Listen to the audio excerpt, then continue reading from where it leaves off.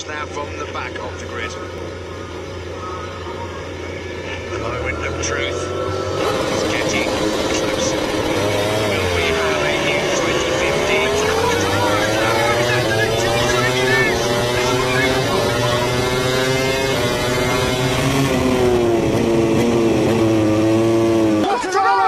Is that the Vitioso? I think it is!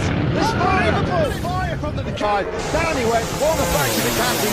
Clapton didn't believe it. They're trying to get that bike out. They're looking to Dovizioso now. I hope he's okay because he looked hurt. He looked hurt. Andrea Dovizioso. Mark Marquez now has damn me back straight into Brooklands from Rossi and Rings with Give Fabio Quartararo. A shocker for Andrea Dovizioso. Mark Marquez now has damn me back straight into Brooklands from now. Catties, Clapton didn't believe it. They're trying to get that bike out. They're looking to Dovizioso now. I hope he's okay because he looked hurt. Nowhere to push into the air. He's rolled through. Just wonder if we might see a red flag here if they can't give Fabio Quartararo. A shocker for Andrea Dovizioso.